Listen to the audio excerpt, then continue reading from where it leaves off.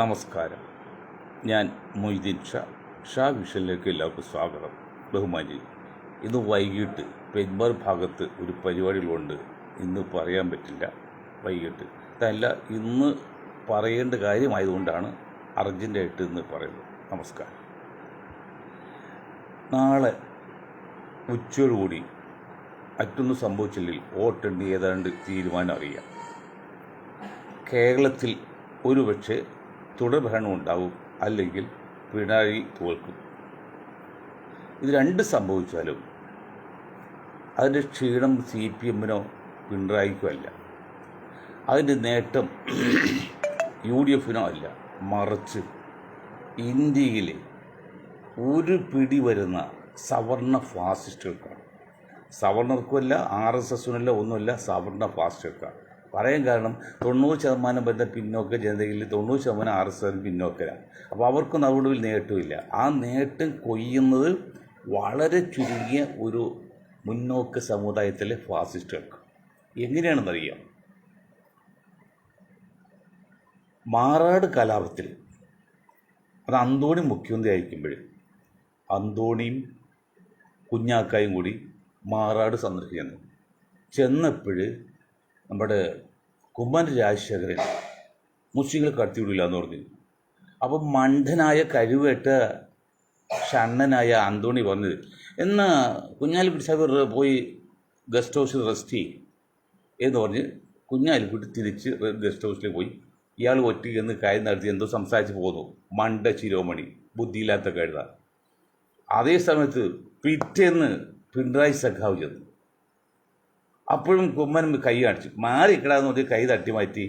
കൂടെ 2 മുസ്ലിം ഉണ്ടായിരുന്നു. ഒന്ന് ഇളമന് കരീം, മറ്റൊന്ന് ചെരുപ്പച്ചൂർക്കാർ MLA ഇല്ലേ, ആ പുള്ളി ഉണ്ടായിരുന്നു. അവരും കയറ്റി അത് തോണ്ടി സംസാരിച്ച് തിരിച്ചു പോന്നു.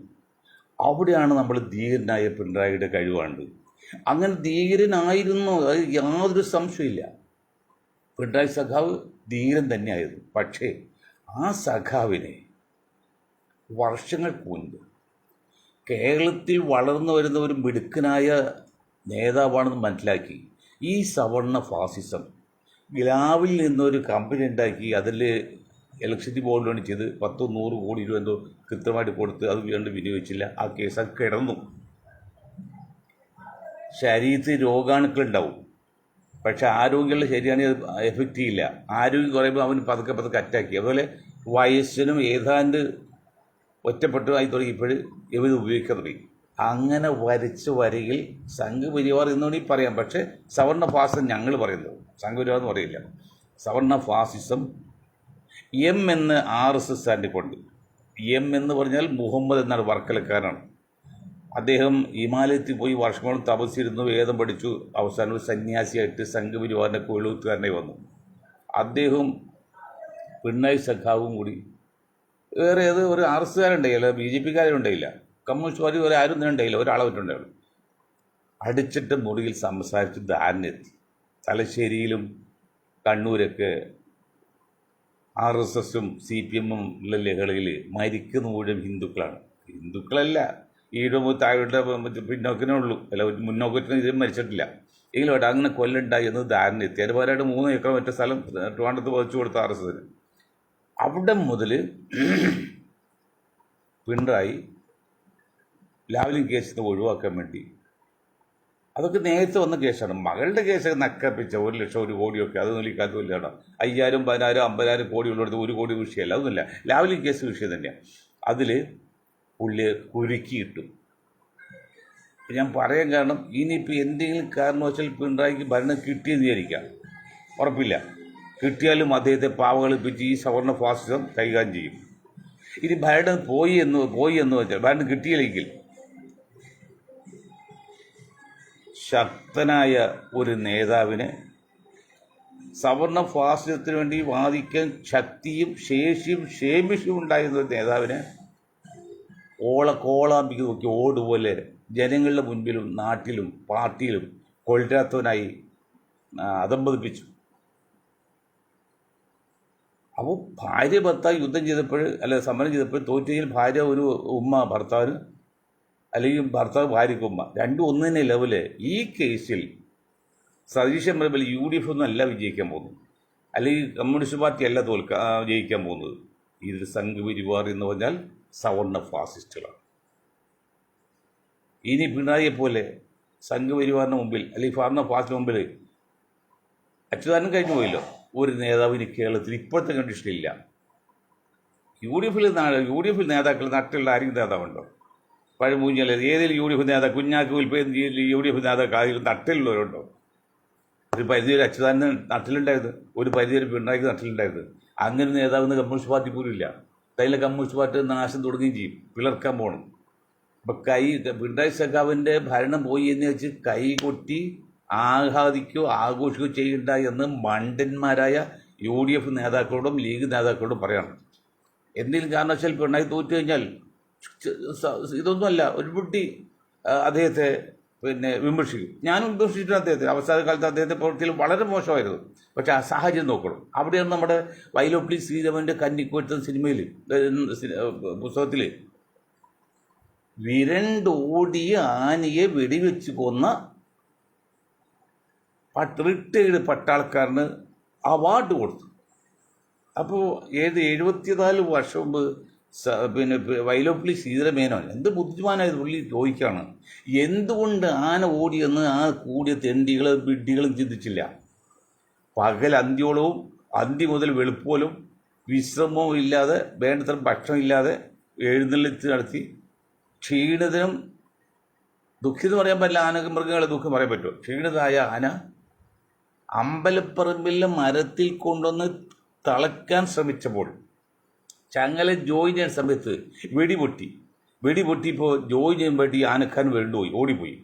ആനക്കാട് ഓടി ശബ്ദം കേട്ട് വിലങ്ങ് അല്ലെങ്കിൽ ചങ്ങല ബന്ധിപ്പിക്കാത്തതുകൊണ്ട് ആനയും പോയത് ആനയാണ്, ആടോ പട്ടിയല്ല.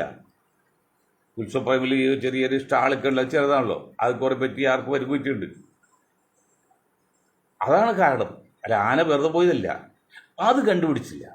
ഇനിയിപ്പോൾ നാളെ മുതൽ എന്തെങ്കിലും കാരണവശാൽ LDFന് അല്ലെങ്കിൽ പിണറായി സഖാവ് തോറ്റുപോയാൽ വിമർശനം മുഴുവനും ഇത്രയും 10 വർഷം കാത്തിരുന്ന മുഴുവൻ ദുഃഖവും അമർഷവും പിണറായിയുടെ പുറത്തേക്കായിരിക്കും.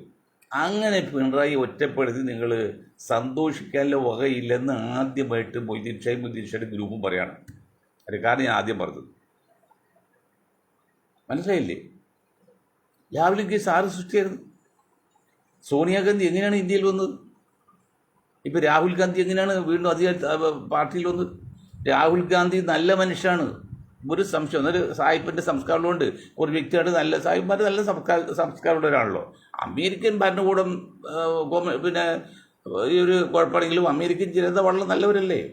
അവരല്ലേ ഈ കെയർ എന്ന സംഘടന കൂടി പാവപ്പെട്ടിട്ട് ഇന്ത്യയിൽ പോലും കേരളത്തിൽ പോലും എൻ്റെ നാട്ടിൽ പോലും ഈ ഗോതമ്പ് മാവ് കൊടുത്ത് ആ പട്ടികാലത്ത് അവർ എത്ര നേട്ടങ്ങളുണ്ടാക്കുന്നുണ്ട്. അതുപോലെ സോണിയാഗാന്ധി കൊണ്ടത് രാഹുൽ ഗാന്ധി നല്ലവരായിട്ട് ഏതാണ്ട് തോറ്റു കഴിഞ്ഞപ്പോൾ രാഹുൽ ഗാന്ധി പറഞ്ഞു, ഞങ്ങളുടെ കുടുംബത്തിന് ആരുമില്ല, നിങ്ങൾ ആരും ഏറ്റു നടത്തിക്കുമെന്ന് പറഞ്ഞ് ആ മനുഷ്യൻ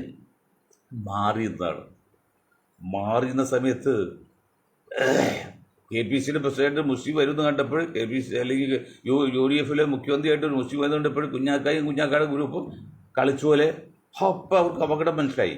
രാഹുൽ ഗാന്ധി എന്ന് കോൺഗ്രസ് നേതൃത്വം ഒഴിയുന്നു അന്ന് തീർന്ന സംഘപരിവാർ എന്നല്ല ഈ സവർണ ഫാസിസത്തിന് വളരെ നിൽക്കുകയും ചെയ്യണമെങ്കിൽ ഈ 2% കത്തോലിക്ക കോൺഗ്രസ് അധിപത്യത്തിൽ നിൽക്കണം.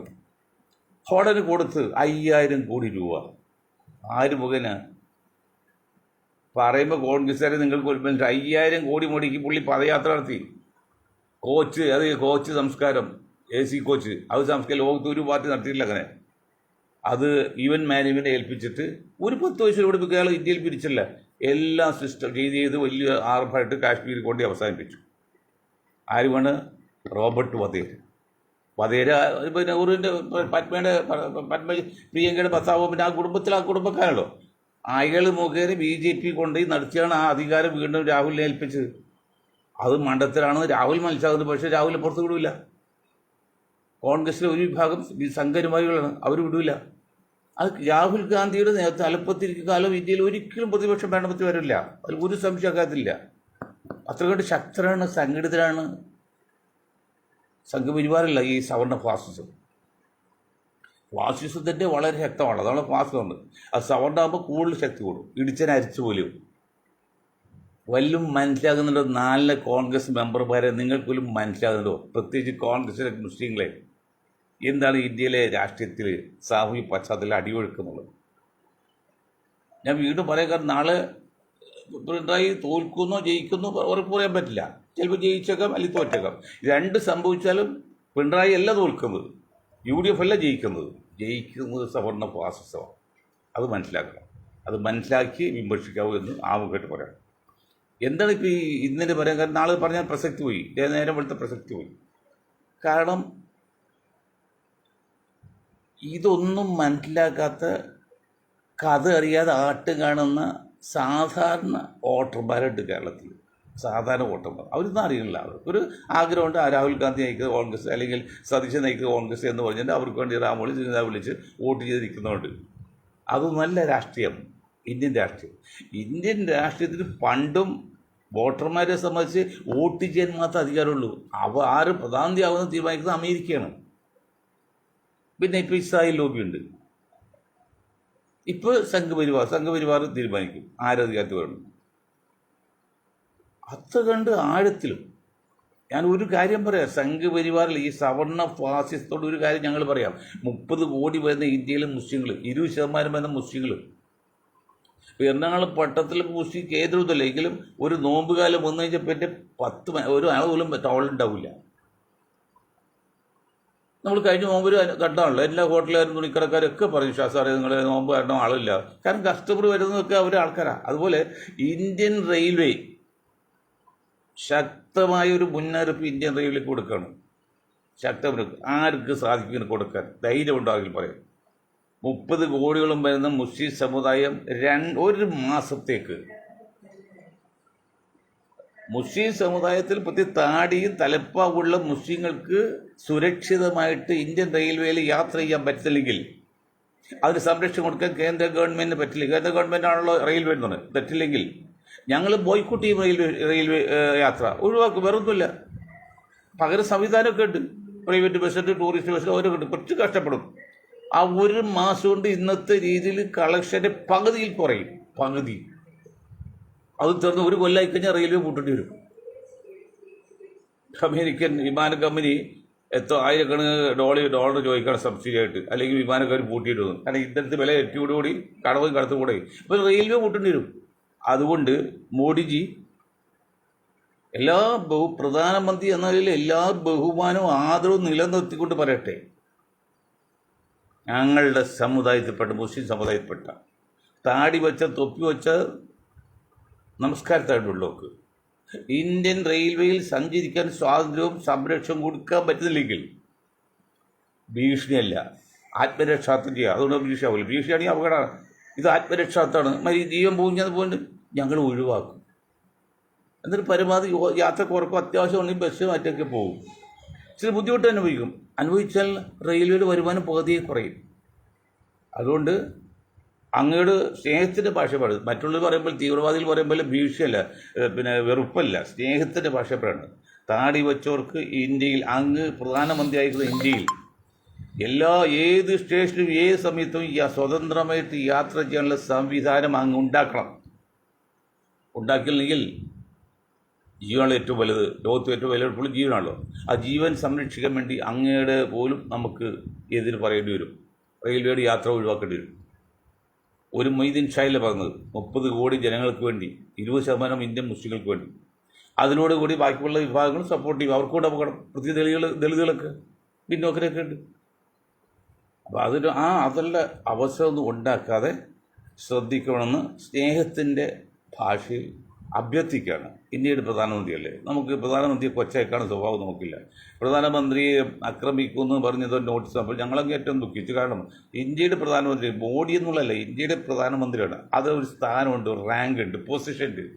അത് ഞങ്ങൾ അംഗീകരിച്ചു. ഇപ്പോൾ നാളെ സതീശൻ മുഖ്യമന്ത്രിയായാൽ സതീശൻ ഞങ്ങൾ അങ്ങേറ്റം ബഹുമാനിക്കും, ആദരിക്കും. അത് വേറെ കാര്യം. അപ്പോൾ ഇത്രയും കാര്യം പറയാനുള്ളതുകൊണ്ടാണ് നമ്മൾ ഈ കാര്യം. ഇനി അത് കൂടാതെ ഒന്നിട്ട് ചെറിയ പ്രാദേശിക കാര്യങ്ങൾ. ഒന്ന്, നമ്മൾ കലൂര് പാലാട്ട് മുതൽ വിയർത്ത് ഒലിച്ച് ക്ഷീണിതരായിട്ട് സുഭാഷ് പാർക്കിൻ്റെ ഭാഗത്ത് ചെല്ലുമ്പോഴേക്കും അവിടെ ഒരു റോഡുണ്ട്, ഫോർട്ട് ഷോറിന് ഇപ്പുറത്തുള്ളത്. ആ റോഡിൽ ചെല്ലുമ്പോൾ ഒരു ആശ്വാസം കിട്ടും. അതാണ്. എന്നാൽ രണ്ട് സൈഡ് ഇപ്പോഴും മരങ്ങൾ തിങ്ങി നിൽക്കുകയാണ്. ആ മരങ്ങൾ ഒരു 60 വർഷം മുമ്പ് വച്ചുപിടിപ്പിച്ച ആരെന്നറിയോ? ജസ്റ്റിസ് പി ജാനകിയമ്മയാണ്. അന്ന് ജാനകിയമ്മ ജസ്റ്റിസ് ആയിരിക്കും അംബാസിഡർ കാറ് മാത്രമേ ഉള്ളൂ. പെട്രോൾ അംബാസിഡർ, ഡീസൽ കാർഡൊന്നും വന്നിട്ടില്ല. മറ്റൊരു വണ്ടിയില്ല, ആകെയുള്ള അംബാസിഡർ കാർ മാത്രമേ ഉള്ളൂ. ആ അംബാസിഡർ കാറിൽ നിന്ന് വീട്ടിൽ ജമുന എന്ന് പറഞ്ഞാൽ ഈ വെള്ളം കൊരുന്ന വിശേഷിച്ച് അതിൽ കൊണ്ടുവന്ന് ഡ്രൈവറും മാഡും കൂടി കൈ കൊണ്ട് ഒഴിച്ച് വളർത്തിയെടുത്താണ് ആ മരങ്ങൾ. ആ മരങ്ങൾ 60-70 വർഷം കഴിഞ്ഞിട്ടും അവിടെ നിന്ന് ഒരു മരം പോലും വച്ചുപിടിപ്പോൾ വച്ച് പിടിപ്പിക്കാൻ ഇന്നത്തെ ബുദ്ധിരാക്ഷസന്മാരെന്ന് പറയുന്ന ഈ സഖാക്കൾക്കോ കോൺഗ്രസ്സുകാർക്കോ ലീഗുകാർക്കോ പറ്റുന്നില്ലല്ലോ. കളക്ടർക്കൊന്നും പറ്റുന്നില്ല. ഒരു മരം വെച്ച് പിടിപ്പിച്ചോ, മറിഞ്ഞു കഴിയുമ്പോൾ അത് ഫയർഫോഴ്സ് വെട്ടി അവിടെ ഇടും. അത് പിന്നെ ആരും കൊണ്ടും. അത് പോരാ. കേരളത്തിലെ, നമ്മൾ ഇന്ത്യയിൽ മൊത്തം വേണം, ലോകം മൊത്തം വേണം, കേരളത്തിലെ തെരുവോരിൽ നിൽക്കുന്ന വൻ മരങ്ങൾക്ക് പകരമായിട്ട്, ഇപ്പോൾ മഴക്കാലം വരെ 1 മാസം കഴിഞ്ഞ് മഴയാവും, പകരമായിട്ട് മരത്തൈ വെച്ച് പിടിപ്പിക്കണം. അത് വച്ച് പിടിപ്പിച്ച് ഒരു 5-10 വർഷം കഴിയുമ്പോൾ, അല്ലെ 5-8 വർഷം കഴിയുമ്പോൾ മറ്റേ മരം ഓരോന്നോരായി വെട്ടിമാറ്റും. അല്ല പഴയ മരം വെട്ടിമാറ്റാൻ പറഞ്ഞാൽ അതുണ്ടാവുള്ളൂ, തൈ പിടിക്കില്ല. അത് പറയാൻ കാരണം അത് കാലഘട്ടത്തിൻ്റെ അനിവാര്യതയാണ്. ഇപ്പം ഈ അടുത്ത കാലത്ത് ഈ ആവശ്യത്തിൽ കഴിഞ്ഞ തെരുവിലെ മരങ്ങളുടെ കൊമ്പുകളെല്ലാം വെട്ടിയേക്കാണ്. അത് സോഡ കമ്പനിയും കൊക്കോക്കോള കമ്പനിയുടെ പേരും കൈയിടുന്നതാണ്. കാരണം അത്ര ചൂട് കൂടുമ്പോൾ ആൾക്കാർ വാങ്ങിച്ചു കുടിച്ചു. എന്താ ഇപ്പോഴത്തെ അവസ്ഥ? പുറത്തിറക്കാൻ പറ്റുന്നുണ്ടോ? അത് മനസ്സിലാക്കണം. ഇത്രയും കാര്യം ഇപ്പം ഇത് പറയാൻ കാരണം, എറണാകുളം ടൗൺ ഹാളിൻ്റെ ഫ്രണ്ടിൽ ഒരു വലിയ മരം നിന്നിരുന്നു. അതിൻ്റെ കൊമ്പൊക്കെ ഇങ്ങനെ ഡ്രസ്സ് ചെയ്ത് കളഞ്ഞു. ഇപ്പോൾ കട മാത്രമേ ഉള്ളൂ. 1-2 ചെറിയ കൊമ്പുകളുമുണ്ട്. തൊട്ടടുത്ത് മരങ്ങൾ ഉള്ളതുകൊണ്ടും അവിടെ പെഡസ്ട്രിയൽ ക്രോസിംഗ് വന്ന് നിൽക്കുന്ന ഈ മരത്തിൻ്റെ ചോട്ടിലായതുകൊണ്ടും ആ മരത്തടി ഇപ്പോൾ ഒരു തടി മാത്രമേ ഉള്ളൂ, ചെറിയ 1-2 കൊമ്പിട്ടത്, അത് വെട്ടിമാറ്റി അവിടെ പുതിയ 1-2 മരത്തൈകൾ 4 ദിശയിലേക്കും വളരാൻ പറ്റിയതിൽ 4 മരത്തടികൾ ഒരു കാളത്തിൽ വെച്ച് അത് വളർന്നു വരുമ്പോൾ അത് ഒന്നായി വരും. അത് വേണമെങ്കിൽ 4 മരം വരുവാകാം. അങ്ങനെ അത് കോമ്പിനേഷൻ വരെയാണല്ലോ. അങ്ങനെ ചെയ്യണമെന്ന് ബന്ധപ്പെട്ട അധികാരിയുടെ അഭ്യർത്ഥനയുണ്ട്. അത് ചെയ്യണം. മഴക്കാലം, 1 മാസം മഴക്കാലമാണ്. ഇതിപ്പോൾ ഒരാൾ നിൽക്കും. ഞാൻ ഇന്നലെ എന്നോട് പലരും വിളിച്ചു കുറേ നാളുകളായിട്ട്, അത് ശല്യമാണിച്ചില്ല. ഞാൻ സമ്മതിച്ചില്ല. ഒരു മരമല്ലേ, അതല്ലാതെ കുറച്ച് കൊമ്പുകളുമുണ്ട്. പക്ഷെ ഇന്നലെ ഞാൻ എറണാകുളം ബ്രോഡ്വേയിൽ ഒരു ബിസിനസ്സുകാർ ആത്മഹത്യയെക്കുറിച്ച് ഈ വെളുപ്പിന് 4 മണിക്ക് ഫോൺ വന്നു. അതൊക്കെ കണ്ട് പോയി തിരിച്ച് ഒരു 6 മണിക്ക് വരുമ്പോൾ ഞാൻ അവിടെ വണ്ടി നിർത്തി നോക്കിയപ്പോൾ ശരിയാണ്, അത് വെട്ടി മാറ്റുന്നുണ്ട്, മറ്റു കുഴപ്പമില്ല. ടൗൺ ഹാളിൽ അവിടെ മരം തപ്പുണ്ട്, തൊട്ടടുത്ത 2 മരമുണ്ട്, ബാക്കിലുണ്ട്. അതുകൊണ്ട് ഈ മരത്തിനെ കുറ്റി മാറിയാലും കുഴപ്പമില്ല. അത് മാറ്റി അവിടെ വെട്ടം വിളിച്ചു. ആ ബസ് ബേ കുറച്ചുകൂടി വീതി കിട്ടുകയും ചെയ്യും. ഇത്രയും കാര്യം നിങ്ങൾ ചെയ്യണമെന്ന് പറഞ്ഞുകൊണ്ട്